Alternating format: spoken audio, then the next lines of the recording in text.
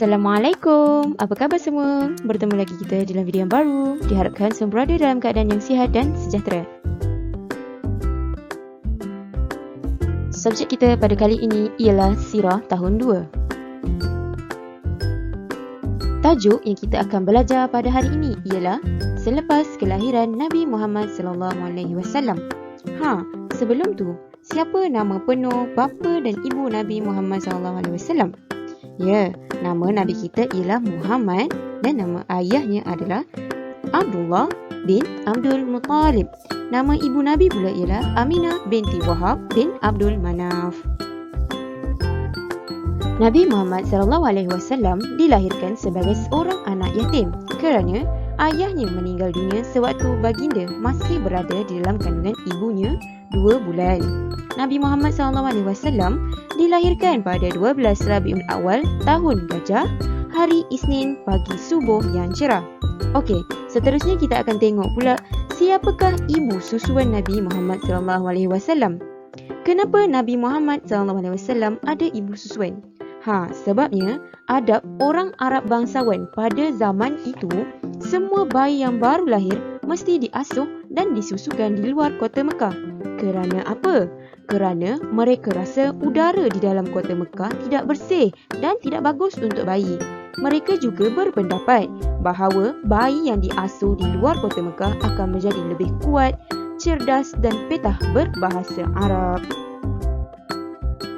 Jadinya, sementara ibu baginda Aminah binti Wahab menunggu kedatangan ibu susuan untuk anaknya, beliau menyusukan baginda terlebih dahulu selama 3 hari. Kemudian, baginda disusukan pula oleh Suwaibah Aslamiyah, iaitu hamba kepada Abu Jahal selama beberapa hari.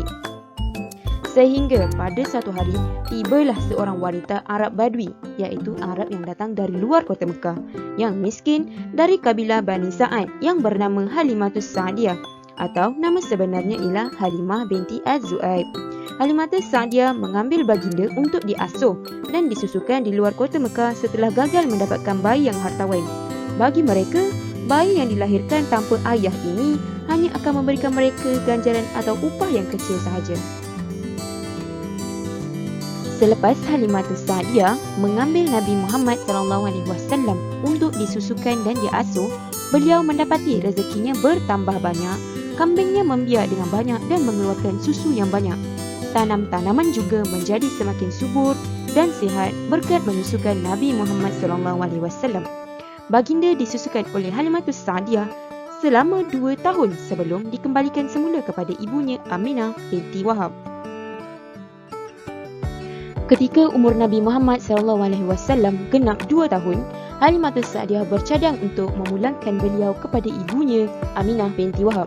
Tetapi Aminah telah membenarkan Halimatus Sa'diyah untuk menjaga baginda selama beberapa tahun lagi bagi mengelakkan terkena wabak penyakit yang berlaku di kota Mekah pada waktu itu.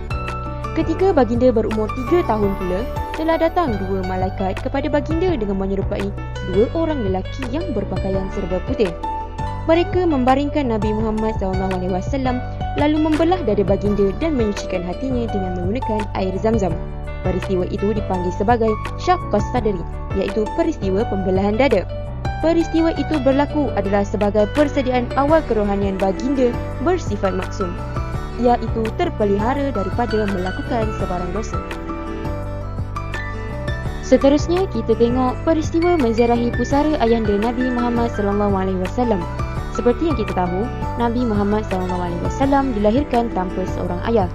Ketika umur baginda 6 tahun, ibunya Aminah binti Wahab telah membawa baginda ke Madinah untuk menziarahi keluarga ibunya. Dalam pada masa yang sama, baginda juga dibawa untuk menziarahi pusara ayahandanya yang bernama Abdullah bin Abdul Muttalib di Yasrib.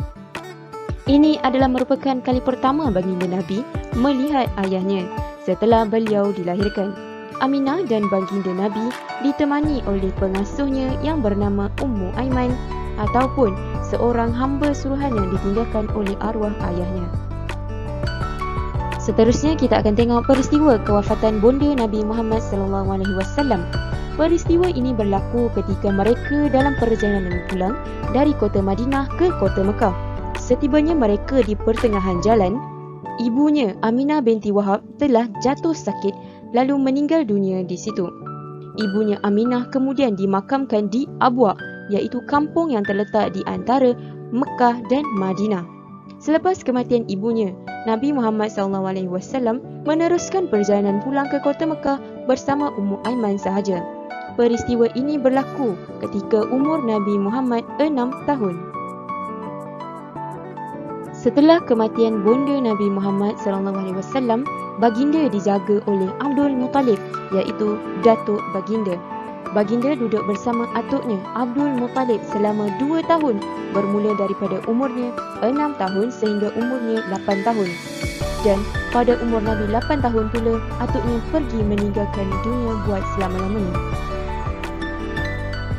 Selepas kematian datuknya, baginda dijaga pula oleh bapa saudaranya iaitu Abu Talib, dan pada ketika itu baginda berusia 8 tahun. Abu Talib merupakan seorang peniaga dan mempunyai anak yang ramai, tetapi Abu Talib tetap menjaganya dan menyayanginya seperti anak sendiri. Ketika umur baginda 12 tahun, baginda telah mengikuti bapa saudaranya Abu Talib untuk pergi berniaga ke Syam. Setibanya mereka di sana, Abu Talib disuruh segera membawa pulang Nabi Muhammad SAW ke kota Mekah oleh seorang pendeta Nasrani yang bernama Buhairah. Ini kerana Buhairah risau akan keselamatan Nabi Muhammad SAW yang mempunyai tanda-tanda bakal menjadi Rasul. Nabi Muhammad SAW berada di bawah jagaan Abu Talib iaitu bapa saudaranya, sehinggalah Abu Talib meninggal dunia pada umur 80 tahun. Dan pada waktu itu Nabi Muhammad berusia 53 tahun. Okey, sampai di sini saja perkongsian saya pada kali ini. Sehingga berjumpa lagi di video yang lain dengan tajuk yang lain. Terima kasih. Assalamualaikum.